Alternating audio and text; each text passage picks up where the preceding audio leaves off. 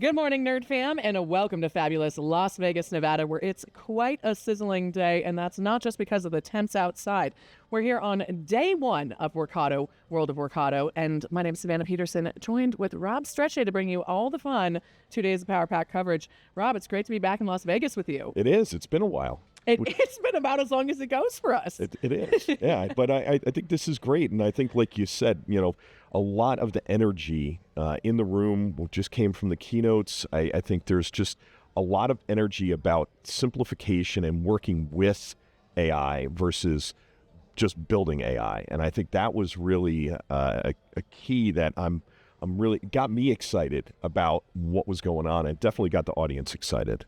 Yeah, absolutely. One of the things that we talked with Chandar about before in our preview segment, as well as a key theme of our preparation for this show, has been all about showing and not telling. And I think that we definitely saw that from all of the Workato leadership, as well as their partners in the many different layers of the keynote that we saw today.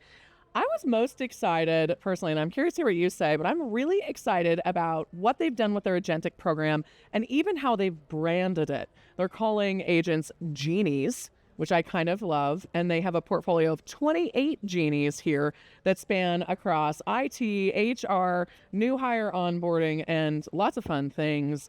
What stood out to you the most out of that demo? Yeah, I thought it was great, and I actually got to see some of them in action last night as they did their opening here. So, there's just no replacement for being here in person, but, trying to express to everybody on the other side of the camera that what was really key was how they looked at layering of agents and how it really was about making it simple from the data all the way to the actual output and the actions that were taken by the agents, to your point. And I think, a lot of what they were talking about is transformation only happens in core systems, and, those cut across hundreds of applications is what Vijay was talking about, the CEO for Workato at the top. And I think a lot of this was around, you don't want to gamble and just look at it as API examples and API integrations. It's much more than that. I think that was a real key that I came away with, is that in all of the demos they were doing, and I got to say, they pulled off some great demos. Multiple too. Lots of moving parts, and that is really hard to do as we go to a lot of these, and you see a lot. We know all the risks of doing it live. Correct, and it is excellent. So I think, again, part of this was around how they were bringing it together and really relevant context tied to KPIs. To your point about the 28 different agents that they built internally to utilize over a summer. They brought everybody out to Palo Alto, and the families all got, some of the families got Airbnbs, as they were talking about, and really worked to dive in and understand and build these out. So it showed how easy it was when you actually have a really good governance layer. You actually have an enterprise platform with Workato One, and what they talked about with Workato Go as being kind of the place you go to interact with your Genies. I really loved a lot of that today. Yeah, I just building on that, they really emphasized one runtime, one experience, and unified governance.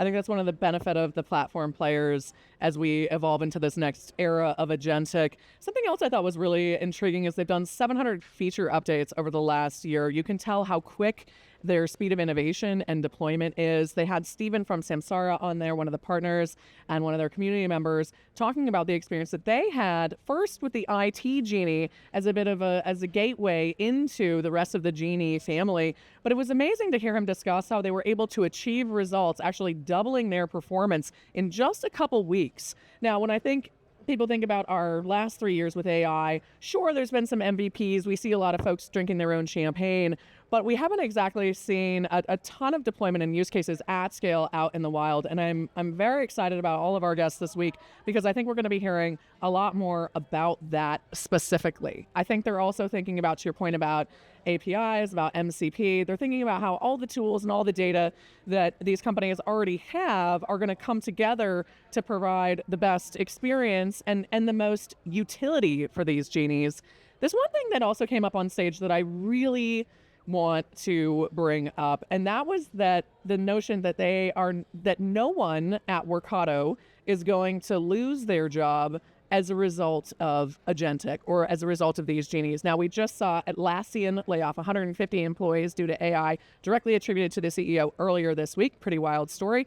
We also heard the CEO of Stripe talking about how no new hires can happen unless they can prove that the job can't be done with AI. Completely different cultural conversation here at World of Workato.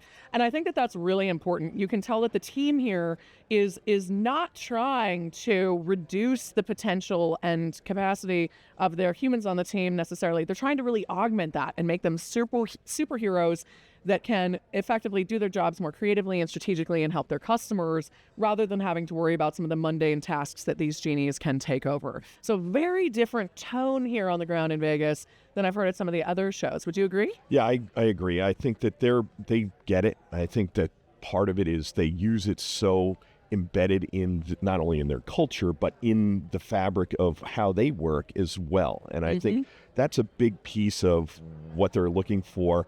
And they had their CIO up on stage talking about how they've built this out and what they're doing, and like the being able to save on licensing. An example of the Genie that they built to go through, and how people come in the morning and they can see, hey, they used the example of Gong, going from paid Gong to free Gong, because all they're doing is listening to a few things.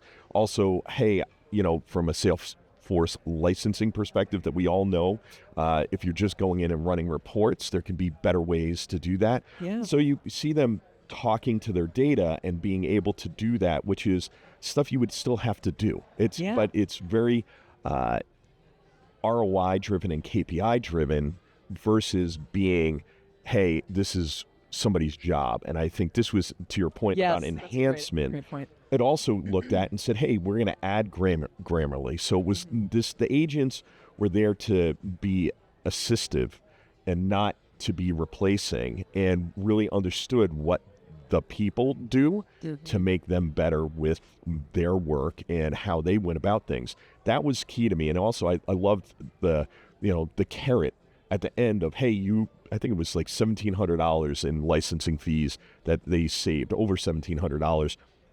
And it said, hey, even adding Grammarly, we're still going to give you the carrot, which was an Amex gift card, a $50 gift card for going through and actually limiting your use of these more expensive things. But, again, that helps people be not just in the loop, but as they say, in control of AI, which I loved. Yes, and they definitely emphasize the important role of everyone on the team being able to create Genies. I loved the Genie Agent Studio demo, most particularly because I think, a lot of people are hearing about Agentic, but they don't necessarily know what the process looks like to build one themselves. We actually got to see that done on stage today.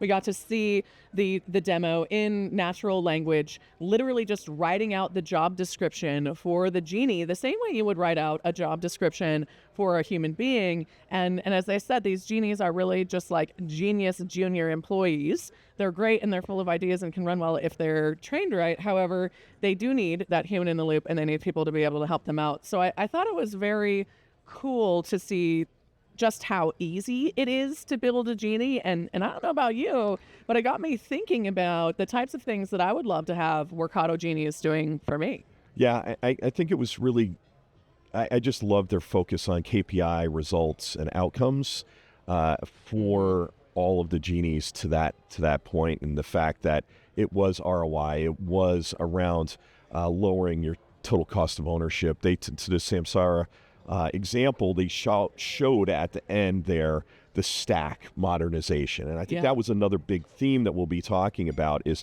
how do you actually modernize your tech stack, because there's a lot of moving parts. And what they were able to get rid of was a couple of pieces out of their tech stack, which was MuleSoft and MoveWorks, but then they were also keeping things like UiPath and Fivetran as part of their data pipelines and their RPA. And when you looked at it, Workato was able to then simplify the rest of that stack. And I think that stack simplification and modernization is going to be a big theme that we'll probably be talking about with many of the guests over the next 2 days. I think you're absolutely right. Speaking of those guests, we've got over 20 segments planned for you over the next few days, ranging from Workato partners, Workato executives. We're going to be talking about the experience of building all of this, deploying this, and what it's going to achieve. Closing note I'd like to leave the group with on this opening keynote analysis is I loved when they said that you get what you aim for with agents, so aim high. That got my wheels turning a lot. And I think that that's really exciting because I feel like too much of the conversation focuses on lower level tasks within a business's hierarchy, customer service, things like that, although it's still great for customer satisfaction. But it made me really think bigger picture. What would I love to have a Genie doing for me? So let's noodle this, Rob. Maybe when we do our closing segment today or tomorrow, we can talk about what our dream Genies, I dream of Genie, does for us. Absolutely. There you go. All right, Rob. Well, I am super excited to be welcoming all of our guests and very grateful to the entire Workato team. You and I have been talking about how wonderful it's been getting ready and preparing for this event with their crew. Absolutely fantastic working with Joe and everybody else. And we're going to bring the fun.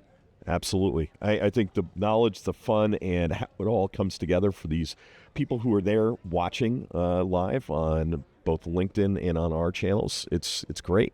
Yeah.